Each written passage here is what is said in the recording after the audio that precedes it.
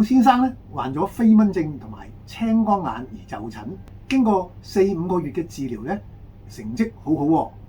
嗱，先講下飛蚊症先。古先生咧原本雙眼嘅飛蚊都幾多㗎，呈現黑色嘅小圓點。古先生話食咗中藥之後，嗰啲黑色嘅小圓點咧漸漸變透明，而且數量亦都漸漸減少。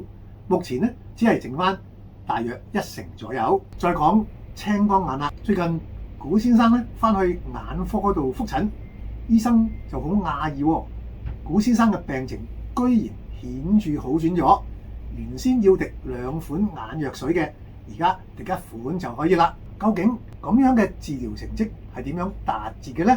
答案係養肝血同埋補腎氣。中醫話肝開竅於眼，又話目得血而能視。眼睛嘅視力嘅好壞咧，神采如何咧，好大程度上係依賴肝血嘅滋養嘅喎。就正如一棵大樹嘅根部如果缺乏水分，咁上面嘅樹葉就會乾澀枯黃。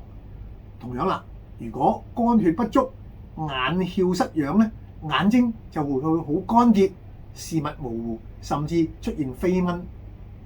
西醫話飛蚊症係玻璃體混濁或者退化，但係點解玻璃體會混濁會退化呢？中醫嘅角度就係啱啱咧，就係由於肝血不足所致嘅。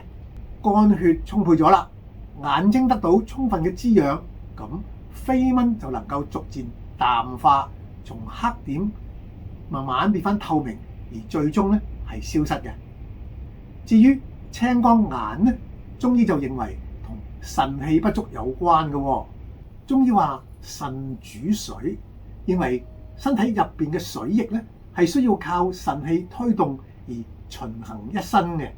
一旦腎氣不足嘅時候，導致眼睛內嘅水液循環受阻，咁眼壓就會升高，而壓迫視神經，就造成青光眼啦。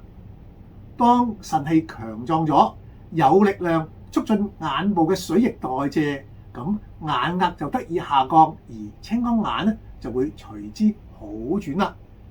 治療古先生嘅整個療程咧，我哋一味眼藥都冇用過，只係大力養肝血同埋補腎氣。中醫嘅整體觀咧係獨步天下嘅，即係話身體嘅局部有事，唔能夠只係單單針對該局部嚟考慮，而係必須從整個身體嚟下手嘅。譬如啦，皮膚亦都係身體一個局部嚟。根據中醫嘅整體觀咧，皮膚有事絕唔能夠只喺皮膚上塗塗抹抹嘅，而係必須將偏差咗嘅體質糾正好，咁先能夠根治咗皮膚嘅問題嘅。嗱，補充一點啦，中醫所講嘅肝同埋腎都唔係指有形嘅器官 liver 同埋 kidney 嘅，而係講緊無形嘅肝氣或者肝血同埋腎氣嘅。好，今次講到呢度先，下次再見。支持中醫幫到你，讓中醫智慧家傳戶曉。請訂閱、讚好同埋分享開去，記得撳埋個鐘仔，以後就會收到最新片段㗎喇。